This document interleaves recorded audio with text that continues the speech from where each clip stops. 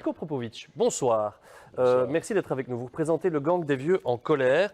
On a dit tout à l'heure que très clairement on était parti pour une crise finalement longue durée, avec pour l'instant pas de mesures, en tout cas les indépendants estiment qu'il n'y a pas de mesures. Et j'ai entendu le troisième âge, les pensionnés dire, et pour nous, il n'y a rien non plus.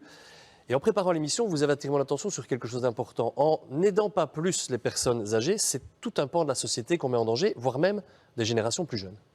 Oui, il faut savoir quand même que, d'abord, le gang des vieux en colère, on se pose la question de la plus-value du projet, tel qu'il a été défini et que vous avez défendu. Où est la plus-value pour les plus fragilisés? Et les plus fragilisés, en fait, c'est la tête de la pyramide humaine, un peu quelque part. C'est les vieux. Les vieux, ils sont là au-dessus. Moi, j'ai 74 ans. Parce que... Vous ne le faites pas. Hein. Merci. Mais 74 ans, mais ceux qui sont en haut, ils sont encore plus vieux que moi. Et c'est 28% de personnes âgées dans la population, 28% qui se craignent leur devenir, parce qu'ils sont fragilisés un peu plus avec tout ce qui s'est passé.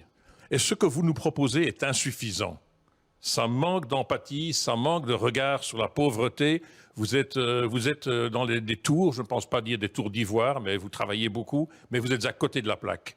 La pauvreté, elle est dans les rues, elle est enfermée, elle ne sort pas, et c'est beaucoup de monde. Et nous, on est confrontés à ça parce pourquoi on fait ça, le gang des vieux en colère? Parce qu'on a de l'empathie énorme pour ces gens, le regard sur les autres, le souci. On rêve de cette société, de cette civilisation que tous nos philosophes ont mis en place et qui est en principe là pour développer une certaine égalité, un respect des autres. Donc avec un grand respect, ce qui a été concocté est insuffisant, c'est pas satisfaisant. Les vieux, ils ont des enfants. Les enfants subissent la douleur des vieux. Les parents ont des enfants, donc les vieux, petits-enfants, tout ça est un monde qui se ferme et qui s'attriste. Ils ont des enfants, et je voudrais qu'on les entende quelque part, ces enfants aussi, cette jeune génération, parce que, et j'y reviens, hein, la question qu'on va poser maintenant, c'est de savoir s'il fallait vraiment aider tout le monde de la même manière. Bonsoir Marius Colette, vous êtes jeune, hein, ça on va s'en rendre compte tout de suite en voyant l'image, merci d'être avec nous. Un jeune qui se lance dans la vie active et qui a un peu l'impression que pour lui, c'est le grand saut dans un inconnu ou qui est plutôt vers une situation connue, c'est-à-dire beaucoup d'ennuis parce que pas suffisamment d'aide. Vous partagez l'inquiétude générale qu'on entend depuis tout à l'heure ? Oui, exactement. C'est vraiment ce que je disais, ça revient dans un cycle. Si on ne laisse pas les personnes âgées, justement, on ne les favorise pas, ça va revenir aux générations suivantes. Et les jeunes qui vont arriver dans le milieu actif, qui arrivent dans un monde incertain et qui se sortent totalement oubliés. Il aurait fallu, selon vous, plutôt que d'aider tout le monde, prendre des mesures plus spécifiques, par exemple pour les jeunes qui se lancent dans la vie active, pour les personnes du troisième âge, pour les femmes seules aussi, hein, on sait que c'est une catégorie qui n'est pas épargnée par la crise du pouvoir d'achat. Je pourrais citer plein d'autres catégories. Vous auriez voulu qu'on cible ou vous trouvez normal au final d'avoir aidé tout le monde? D'un côté, ce serait bien d'avoir une équité envers tout le monde et d'aider tout le monde, mais bon, soyons réalistes, il y en a qui n'ont pas besoin d'aider.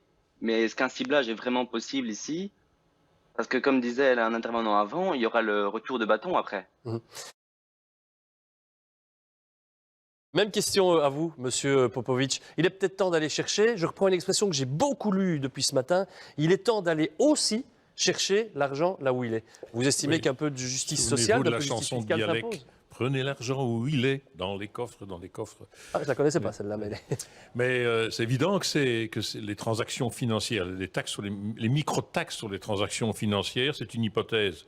De même que les GAFA, de même que tout ce que l'on peut évoquer sur ce qui a un peu détruit un peu le tissu des indépendants et autres, c'est les Amazon et compagnie. Donc nous, les vieux en colère, on se dit, mais enfin, il y a beaucoup d'argent. Les milliards gagnés pendant la crise du coronavirus et tout ça, où c'est passé ce que vient de raconter le garçon là. Donc nous, on se dit, il y a de l'argent là, alors il ne faut pas seulement discuter, on diminue les impôts ou on monte le salaire, c'est aller chercher l'argent où il est. Mais le gouvernement, quel est votre problème par rapport à tout ça? Pourquoi les Français travaillent sur les GAFA, pas les Belges? Pourquoi vous répondez pas?